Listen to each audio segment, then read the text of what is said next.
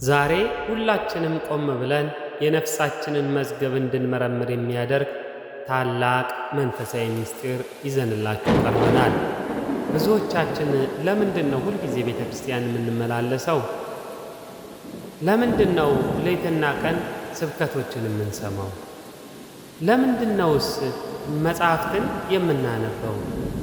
ነገር ግን ሕይወታችን፣ ትዳራችን፣ ባህሪያችንና መንፈሳዊ ማንነታችን ሊቀየር አልቻለም ብለን ራሳችንን እንጠይቃለን። ችግሩ የቃሉ ነው ወይስ የሰው? ዛሬ በክረምት ወቅት የምንማረው አንድ አስደንጋጭ ግን ደግሞ ሕይወትን የሚቀይር ምስጢር አለ። አራቱ የልብ አይነቶች። የእርሶ ልብ ከነዚህ ከአራቱ የትኛው እንደሆነ ካላወቁ መንፈሳዊ ሕይወቶ አደጋ ላይ ነው።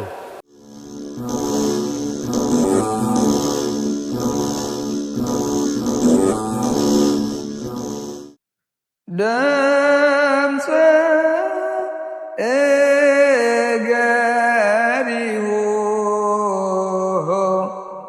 ለዝናም ሶበ ይዘንብ ዝናም ይጸግቡ ርሁባን ድምፀ እገሪሁ ለዝናም ሶበ ይዘንብ ዝናም ይትፌስሑ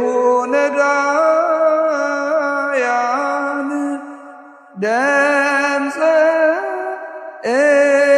እገሪሁ ለዝናም ወሰርዓ ሰንበተ ለሰብእ ዕረፍተ ድምፀ እገሪሁ ለዝናም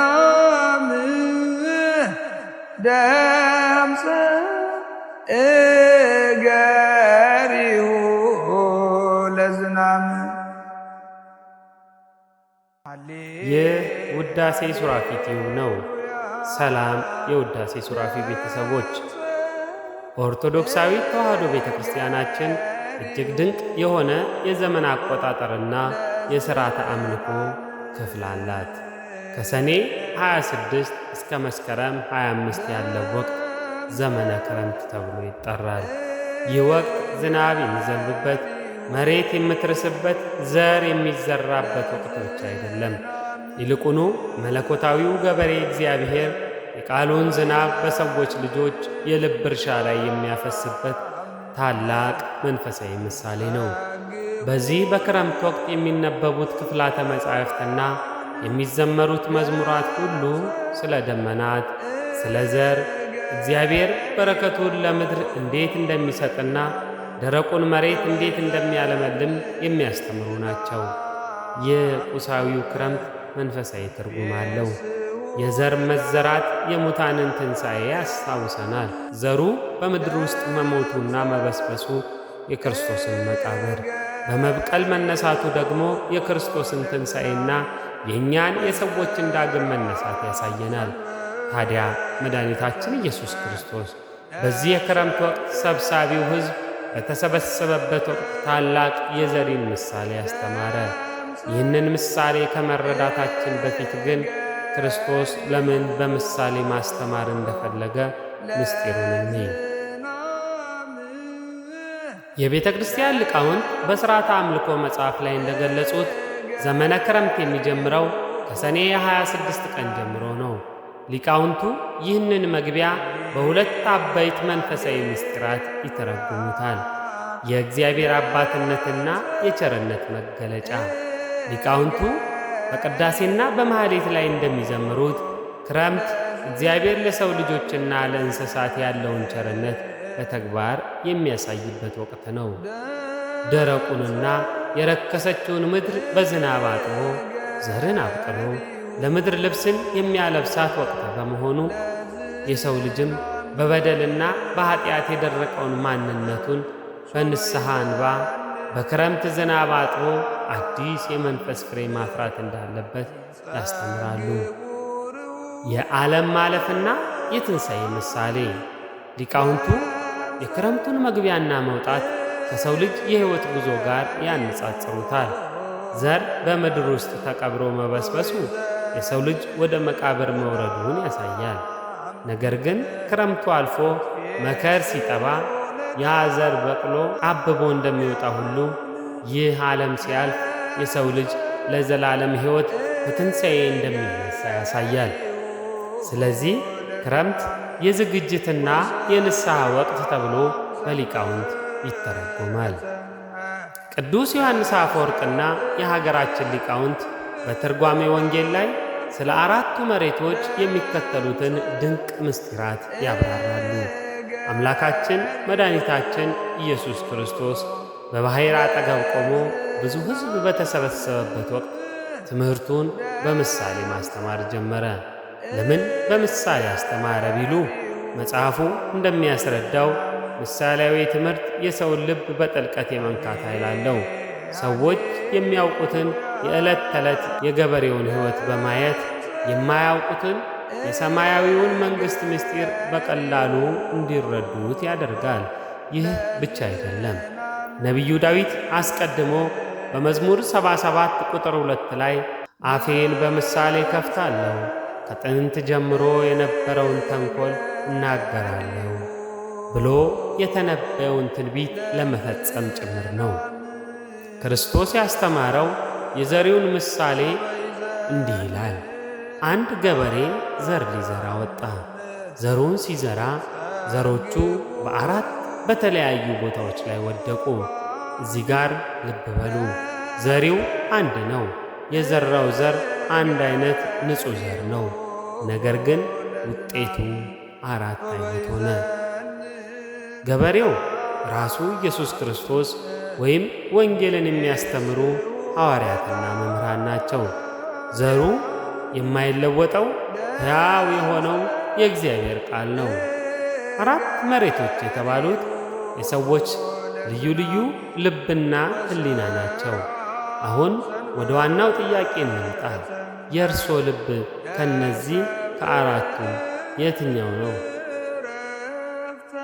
እያንዳንዳቸውን በዝርዝር እንመለከታቸዋለን። የመንገድ ዳር ልብ በሉቃስ ወንጌል ምዕራፍ 8 ቁጥር 5 ላይ እንደተጠቀሰው የመጀመሪያው ዘር የወደቀው በመንገድ ዳር ላይ ነው። መንገዱ በሰውና በቤት እንስሳት እግር ስለተረገጠ አፈሩ ጠንክሯል፣ አልታረሰም። ስለዚህ ዘሩ ወደ ውስጥ ገብቶ ስር መስደድ አልቻለም። ከሰማይ የመጡ ወፎችም ለቀሙት። ይህ ምሳሌ የሚወክለው እነማንን ነው? ቃሉን በግዴለሽነት በትዕቢትና በንቀት የሚሰሙ ሰዎችን ነው። ልባቸው እንደ መንገድ የጠነከረ ነው። በየሳምንቱ ቤተ ክርስቲያን ይመጣሉ። ነገር ግን ቃሉን የሚሰሙት ለፎርማሊቲ ወይም ሰዎችን ለመታዘብ ነው። ቃሉን ሰምተው ሳይወጡ በዚያው ቅጽበት የጠቀሰውን ጥቅስ ተሳስቷል፣ የለበሰው ልብስ አላማረበትም እያሉ ይተቻሉ። መጽሐፉ እንደሚለው በክፋትና በትዕቢት በጠነከረ ልባቸው ውስጥ የገባውን ቃል ሰይጣን ወዲያውኑ መጥቶ ከልባቸው ይሰርቀዋል። እነዚህ ሰዎች ሁልጊዜ ይሰማሉ፣ ነገር ግን ፈጽሞ መንፈሳዊ ለውጥ አያሳዩም። ልብ መንገድ የሚሆነው የሰይጣንንና የዓለም ክፉ ሐሳቦች ያለ ከልካይ ሲመላለሱበት ነው። ሊቃውንቱ እንደሚያስተምሩት መንገድ ላይ አጥር የለውም፣ ማንም ይረግጠዋል። የሰውም ልብ ያለ አጥርና ያለ ጠባቂ፣ ያለ ጸሎትና ያለ ክርስቲያናዊ ስነ ምግባር ሲተው አጋንንትና የዓለም ክፉ ምኞቶች በፈቃዳቸው ይመላለሱበታል። በዚህም ምክንያት ልቡ ይደክማል፣ ይጠነክራል።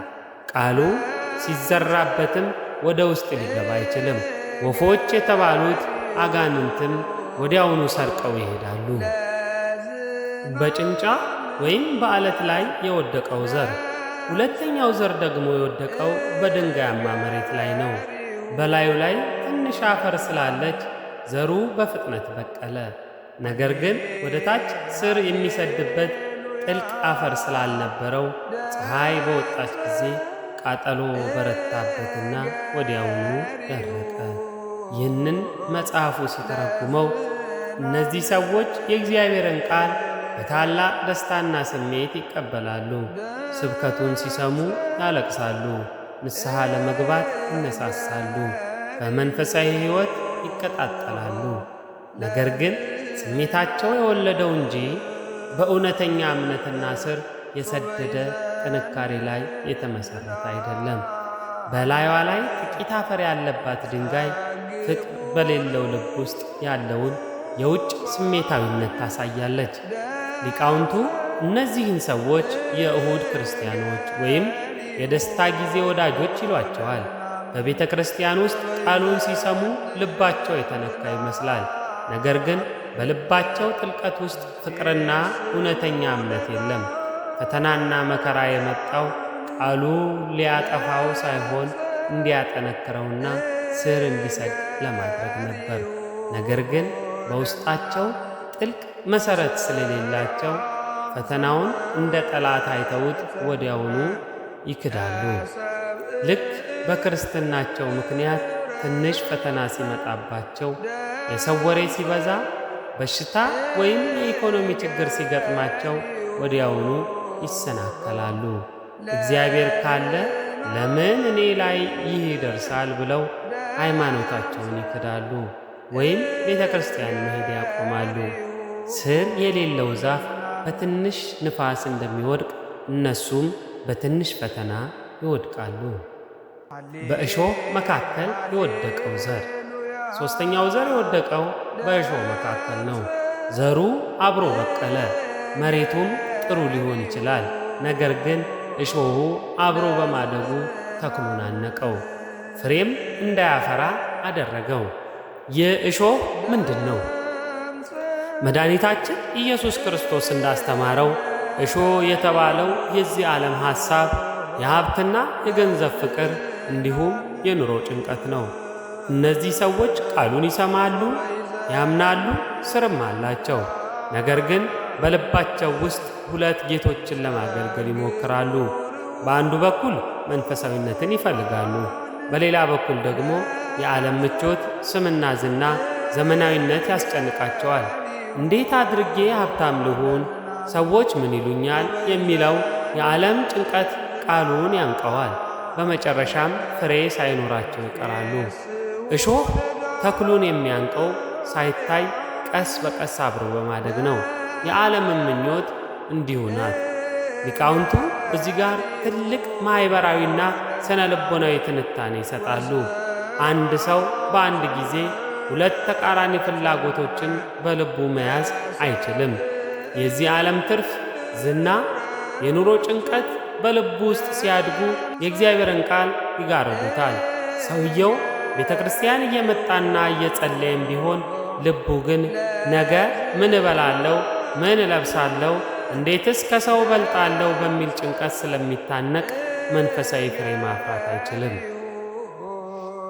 በበጎ መሬት የወደቀው ዘር። አራተኛውና የመጨረሻው ዘር ግን በበጎ በታረሰና በተዘጋጀ መሬት ላይ ወደቀ። ይህ መሬት ድንጋይ የለውም፣ እሾህ የለውም፣ አልተረገጠም። ስለዚህ ዘሩ ወደ ውስጥ ገብቶ ስር ሰደደ፣ በቅሎም ድንቅ ፍሬ ያፈራ። አንዳንዱ 100፣ አንዳንዱ 60፣ አንዱም 30 ፍሬ ሰጠ። እነዚህ ሰዎች ቃሉን ሰምተው በበጎና በንጹሕ ልብ የሚጠብቁ በትዕግሥትም ፍሬ የሚያፈሩ ቅዱሳንና እውነተኛ አማኞች ናቸው። ቃሉን በተግባር ይተረጉሙታል። ቢራቡ፣ ቢጠሙ፣ ቢታመሙ እግዚአብሔርን አያማርሩም። በክርስቶስ ፍቅር ጸንተው ይኖራሉ። የመሬቱ በጎነት የተገኘው በገበሬው ጥረትና ማረሻ ነው። የልብም በጎነት በፈቃደኝነትና በትሕትና ይገኛል። ሊቃውንቱ እንደሚሉት ማንም ሰው ሲወለድ ልቡ በጎ መሬት ሆኖ አይወለድም። መሬቱ በጎ ሊሆን የቻለው ድንጋዩ ስለተለቀመለት፣ እሾሁ ስለተመነጠረለትና በማረሻ ስለታረሰ ነው። የሰውም ልቡ በጎ የሚሆነው ራሱን ዝቅ አድርጎ ለንስሐ ሲያዘጋጅ በትሕትና ቃሉን ለመስማትና ለመታዘዝ ሲፈቅድ ብቻ ነው። እነዚህ ሰዎች 100፣ 60፣ 30 ፍሬ ያፈራሉ የተባለውም በየደረጃው በደናግል፣ በቅዱሳን፣ በጻድቃንና በትዳር ውስጥ ባሉ ደጎች እንደየአቅማቸው የሚያሳዩትን መንፈሳዊ ተጋድሎ ለማመልከት ነው። አሁን እያንዳንዳችን ራሳችንን እንጠይቅ። ልቤ የትኛው ነው? እስካሁን ያሳለፍነው የመንፈሳዊ ሕይወት ውድቀት ልባችን ካለመዘጋጀቱ የመጣ ሊሆን ይችላል። ታዲያ ልባችንን ከመንገዱ ዳርነት ከዓለትነትና ከሾህነት አውጥተን እንዴት በጎ መሬት ማድረግ እንችላለን? ቤተ ክርስቲያናችን 3 መፍትሄዎችን ትሰጠናለች። አንደኛ፣ የንስሐ ማረሻ ልብን ማለስለስ። እንደ መንገድ የጠነከረውን ልባችንን የምናርሰው በንስሐና በእንባ ነው። ንስሐ ልብን ያረጥባል፣ የከረረውን ትዕቢት ይሰብራል። ሁለተኛ፣ የፈተና ድንጋዮችን መልቀም። በልባችን ውስጥ ያሉትን የስሜታዊነት፣ የቂም፣ የጥላቻና የጥርጣሬ ድንጋዮች በጸሎትና በትሕትና ማውጣት አለብን። ሦስተኛ፣ የዓለምን እሾህ መንጠር። የዓለምን እሾህ መመንጠር የገንዘብ ፍቅርንና የኑሮ ጭንቀትን በምጽዋትና በእግዚአብሔር ላይ በመታመን ማስወገድ ይኖርብናል። ነገር ግን